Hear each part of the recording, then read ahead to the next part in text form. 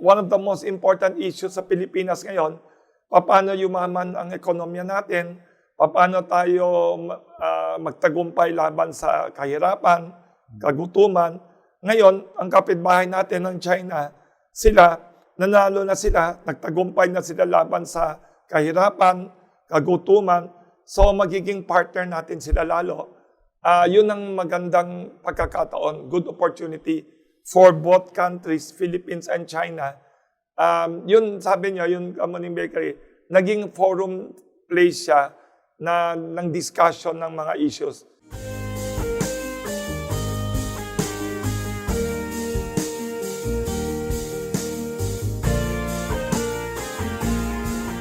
Magandang araw po sa inyong lahat. I hope you have had a good 7 days past. Now we will look forward to the next 7 days.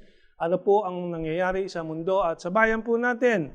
Tapos na po ang proklamasyon. We know who will lead us for the next 6 years.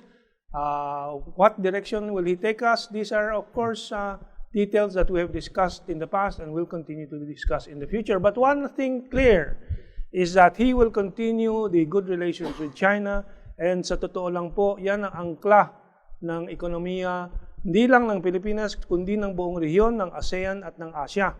Yan aminado na ng lahat. In fact, there's a new survey by Nikkei, reported by Nikkei, the Japanese newspapers, that report that in ASEAN, in Southeast Asian nations, the people in Southeast Asia now rank China as the most trustworthy and most important partner for their nations and for their economy.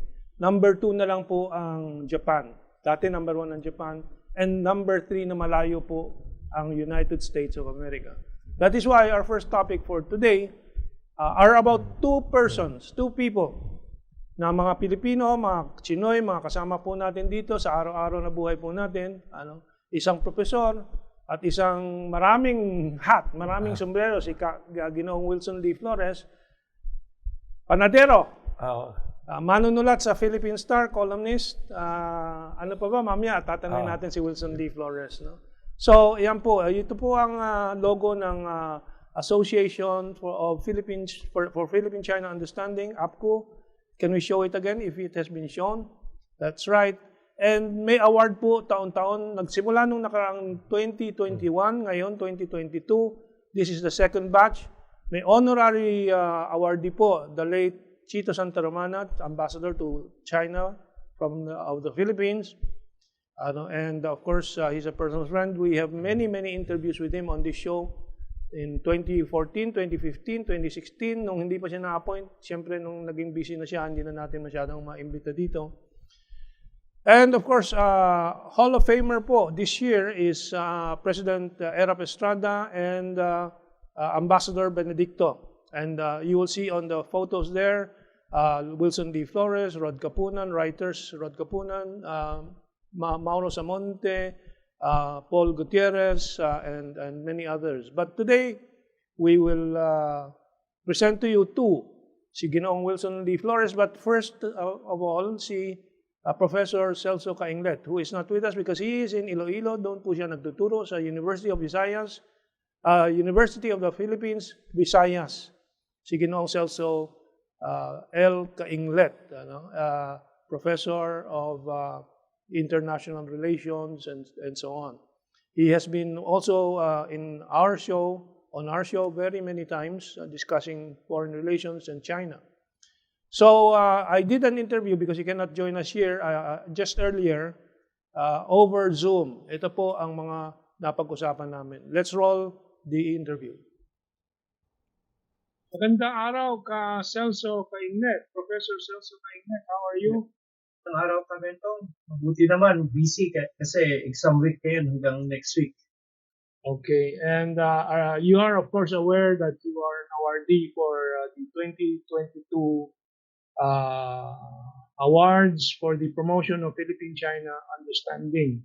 This is only the second year, and you are in the company of distinguished awardees for this year, like former President Joseph E. Estrada, Ambassador Benedicto, some of the newspaper or journalists such as Rod Capunan, Mauro Samonte of Manila Times, and others. No?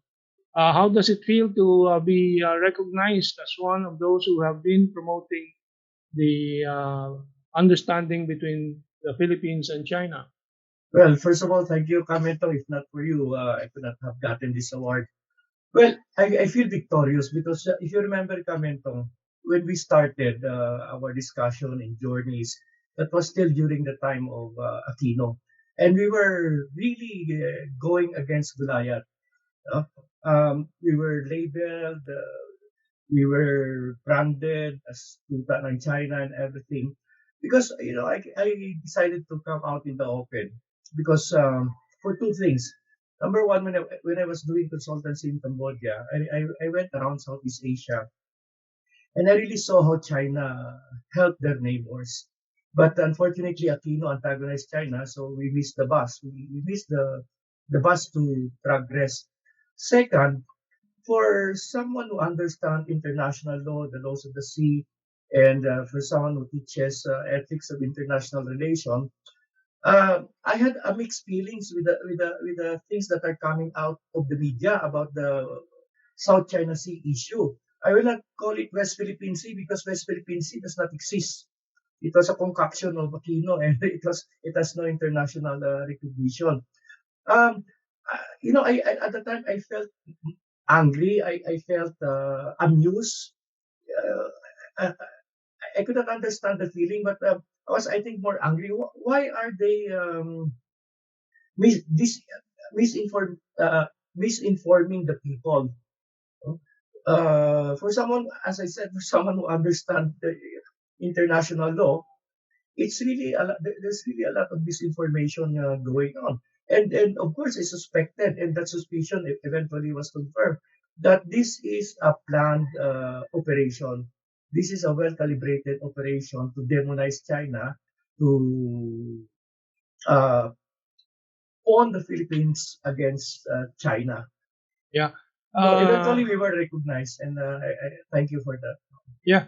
Professor Celso Cainlet, you taught in Europe. Where was this again? I studied in Europe, the Catholic University of Louvain in Belgium.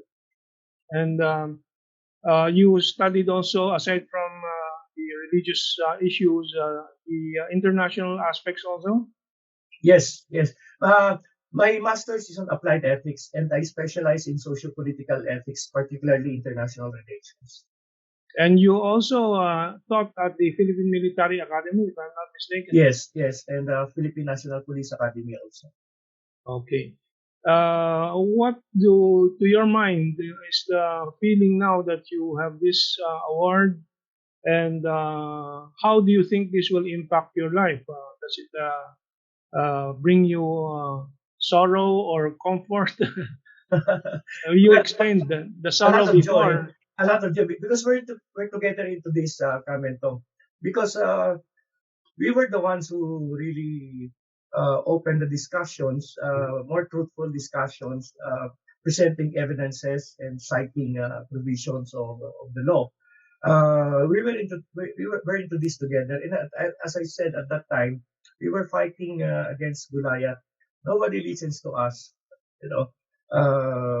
We were branded, we were named. In fact, I was even banned by the ABS-CBN for that. They called me pro-China. I Yes. neither anti-America or pro-China. I'm pro-Philippines. But I have the interest, the national interest of the country in mind, for doing this. Of course, it brought me great joy, and uh, eventually our struggles were recognized. Yes. What do you think this incoming administration of President-elect BBM, or Ferdinand Romualdez Marcos Jr. Should be doing to deepen the friendship and understanding between China and the Philippines? Well, first of all, they have to, well, the trade, the security issues will come later. Maybe they can start with the communication plan to, especially the communication office, the PTB4, the state media, to communication plan in a language that can be understood by ordinary people, about the real issue in South China Sea and the benefits that the Philippines can get from China. I believe the rest will follow. But I believe there's really a need for a communication plan. In fact, in PTV4, on the U, Kaado, Camauro, in the Maestro, and I'm happy it's gaining followers. Uh, have been bombarding the air with I've been correcting the misinformation that mainstream media have been spreading. So that's a very important start. A very good communication plan. Okay, so you'll be coming to Manila from your ARI there in Iloilo on the 9th and stay for maybe a few days. Maybe you can join us live here at our studios, Makati. Yeah, I'll be honored. I missed that. Yeah, you have frequently joined us in our discussions here. The- And the- yeah, finally, what's your message to our public now that you are up to laureate? And even if you were not, what would your message be? well, I I was inspired by President Xi's shared destiny for mankind. We should stop thinking about nationalism, boundaries, territories. In fact, in a globalized world, those territories, those boundaries are being eased out already. They're being erased. You have to begin to think as a human race, especially here as Asian. Yes, yeah. China is not the enemy. China is our neighbor. And we have no history of war with China. Our history is that of trade, kinship, and friendship. Yes, and so the community of shared future for mankind is a vision. And since you're Catholic, in fact, ethicist, isn't that the vision and goal, the vision and mission of Christianity, the Opposite, global community? but let me just expound. Jesus of Nazareth and Christianity are two different things. The teaching of Jesus is really the love of neighbor, the taking care of others. But Christianity is another story. It's an institution, and it can be mangled. And since I belong to the Frankfurt School, religion can always be used as an ideology to legitimize a particular interest, and we see that every day. Okay. Well, of course, I always recall the message of Christmas, which is peace on earth, goodwill to men. Yeah. Is China the one bringing the world closer to that message, or is it the United States of America? What is the reality? Obviously, it's China. I mean, look at Africa. The West would bring weapons there. China would bring seeds, fertilizers, farm equipment. You see the difference. Railroad. In one of my major papers in the vein, it's entitled A Reflection on John 10:10. I came that they may have life and have it abundantly. The vision of Jesus is to make life abundant. Uh, to meet the basic need, food, clothing, shelter, healthcare, education. That's the abundance of life, which China is, fulfilling nowadays. Yeah, so that's the Belt and Road project. Is that correct? Yeah, that's right now. Okay. So thank you very much, Celso. We're looking forward to having you in Manila and in our studio. One last thing, Mentong. Yes, please go ahead. The West is still demonizing China. They're instigating China to war. They're doing all these tricks. But I'm so impressed by how China are handling things. In fact, as Asians, we go back to our very, very profound philosophical tradition. The art of war of Kung Fu. The Wei Wu Wei of Taoism. In fact, the way I see China is handling things is the Wei Wu Wei of Taoism. Wei Wu Wei means doing something by doing nothing. Just let it flow. No? It's like a passive resistance. I mean, it seems that they're giving the West rope long Yes. enough to hang themselves. That's right. And I think, Yeah, and most of all, we go back, we seek refuge in the serenity of Siddhartha Gautama, the Buddha. Always serene, always calm. And China has been calm in spite of all the that's right. demonizing. Right. That's why President Xi Jinping is always with a smile. Yeah, that's right. Okay. Thank you very much, APPCU laureate Professor Celso Cainlet. Thank you See very you in much. Manila soon. See you. Thank you, Kamento. Thank you, Celso.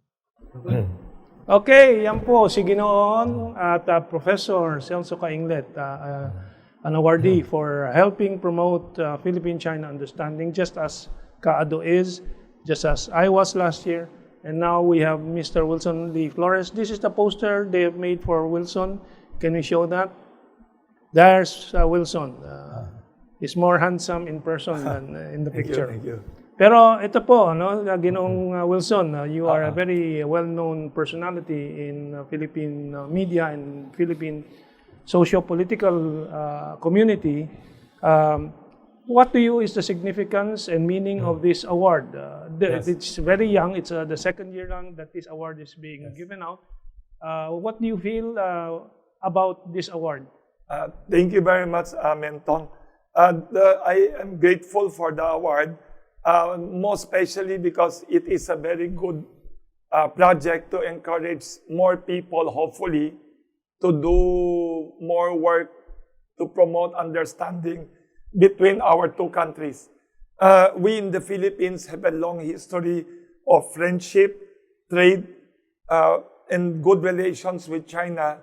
But unfortunately, in the last few decades, sometimes there are a lot of misunderstandings due to Western media wrong reports and biases. So this APPCU award, APPCU award, is good news for all people who are working for better understanding. Yun ang, to me, the significance. Let's ask Kaado if he has a question to you. Yes, Ado. The immediate thing that gets into my mind when Wilson Lee comes around is Kamuning Bakery. Thank you. And there's been so much activity in Kamuning Bakery and the chamber, the Federation of Chambers of Industry and Commerce. And what inroads were do you think this connection to the industry gave you to be able to be a recipient of this laureate? Salamat. Ang maganda lang kasi dito sa Kamuning Bakery Cafe sa Quezon City, bago ko nabili yan, marami ng intellectual, mga taga-media, mga politiko, kumakain dyan, nagkakape. So ang nangyari, naging place for dialogue, naging place for exchange of ideas.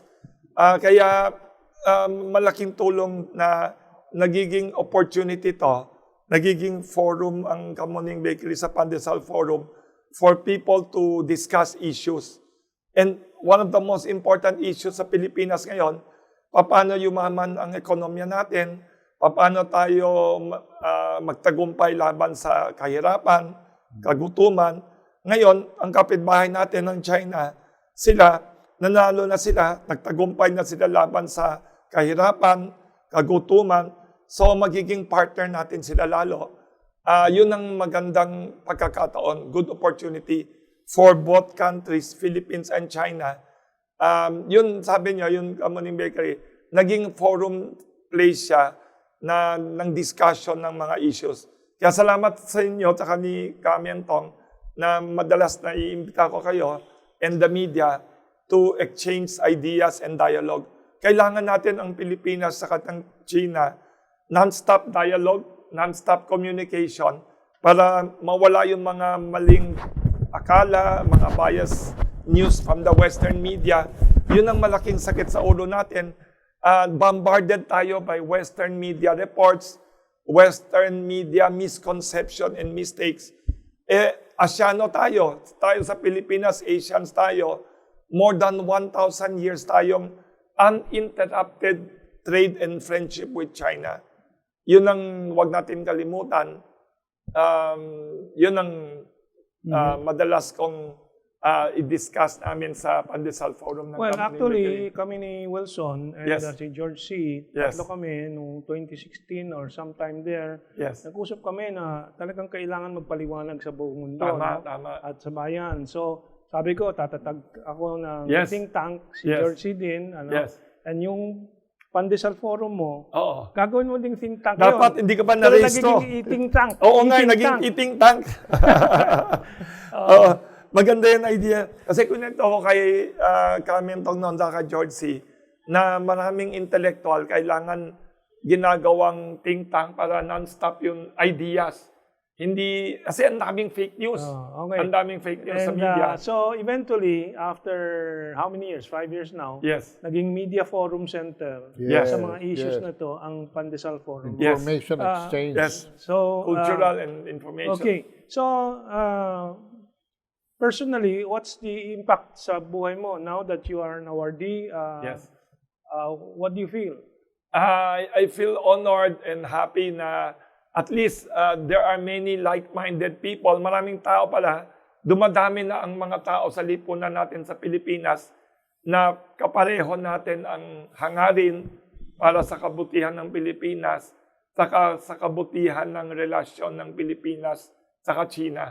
Dumadami na. Yun ang magandang balita sa tingin ko. Well, I just mentioned kanina that Yes. there is a latest survey about from Asia na China is now the most trusted Yes. partner of Southeast Asian peoples. Yun ang perception na. No? Saka isa pa, Mentong, gusto ko ipa-share sa mga viewers ninyo na ang encounter ng Pilipinas, ang bansa natin dito sa Pilipinas, for the past thousands of years sa foreign countries, anong experience natin? Nung dumating ang Kastila dito, anong ginawa nila? Sinakop nila buong bansa, kinuha nila resources natin, pinaslang pa nila ang mga bayani natin, katulad ni Jose Rizal. Ano ginawa ng iba? Amerikano dumating dito, nakagera, kinuha, sinakop ang bansa, lahat. Ang Hapon dumating dito, 3 taon, sinakop tayo. Ang China dumating dito, anong dala? Siopaw, siomay, mami. Walang biro. Bihon pa. Bihon pa, tsaka pansit. Oo. Kaya walang biro. So for the past 1,000 years, alam mo itong storya na yan, hindi original na storya ko. Narinig ko yan sa isang napakabuting barangay chairman ng Ayala Alabang noon. Nung nagra-run siya as... Sino yan? Sino yan? Do you remember Alam mo, the name? nakalimutan ko yung name, Google ko, pero napakabuting tao siya. Nanalo siya as barangay chairman. Sabi ko, paano ka na nanalo dyan sa election mo? Alam mo, sabi niya, yan ang kwento niya sa mass audience. Na, uy, anong... Kasi sabi, apelido niya, Chua yata. Nakalimutan ko. Paano ako mananalo niyan? Kwento niya yan na anong experience ng Pilipinas sa China for the past 1,000 years. Yeah. Well, Siopaw, mami. Yeah. So malaki ang tulong mo sa pagbabalik po ng tamang pagkaunawa sa relasyon ng Pilipino at ng China, lalo-lalo na yung media forum mo. Yes. So we have last 2 minutes. Yes. What is your message now? What should also this incoming President BBM administration do further to enhance this? Hopefully, si incoming President Bongbong Marcos will build on the successes of President Duterte and strengthen the win-win relationship of the Philippines and China. And don't forget, China is the biggest market in the world for our exports, for our bananas, for our mineral exports. Sila ang largest merkado ng buong mundo. Siya yung dream market ng buong mundo. Pati si Pope Francis, yan ang dream market niya. Kaya napakabait niya. To Christianize Napakabait. China. So, sa mga Katoliko, si St. Francis Xavier, co-founder ng Jesuit, namatay sa labas ng China. Ang dream niya, hindi niya nagawa, was to penetrate the China market. Lahat ng tao yun ang dream. Whether you are Starbucks, whether you are That is why Facebook. the Jesuit province of China came to the Philippines muna. Yes. To establish Xavier School. Yes. And Ika ba? Ika is different earlier. Anyway, sige, habulin mo. 50 So, ang seconds Pilipinas, and then 1 more minute. So, ang Pilipinas, tignan natin ang China not only as friend, hindi lang yan kaibigan, hindi lang yan kapitbahay, yan ay napakalaking opportunity. Yan ay actually pagkakataon. Hindi lang kapatid, kundi kuya. Yes. Hindi lang ng Pilipinas, kundi kuya ng Malaysia, Indonesia, and hindi lang yan. Countries. Ito pa, mas importante ang kapitbahay natin kaysa malayong kamag-anak. Kamag-anak. Ano aanin mo yung ninong mo, kamag-anak mo, ang layo, halfway around the world. Ang kapitbahay mo, pag nasunugan ka, pag wala kang bigas, saan ka mangungutang? Sa kapitbahay Which is mo. actually what had happened during Marcos's time. But Yes. anyway, last 30 seconds, any question? Ano, any Yun lang, comment? I just remember yung mga awards ng ng chamber were also done in your Kamuning Forum. Yes. Pati donations. Naging Sa COVID. showcase ito ng Okay, assistance last 10 between the seconds. two people. Yes, salamat Hang po. on, everybody. Second part po, we'll do the raffle again. The first raffle was won by Hedeliza Patriarca. Congratulations. At naghihintay lang siya ng yung pangunahing gusto niyang libro ay yung Unmasking. But we will explain more after this break.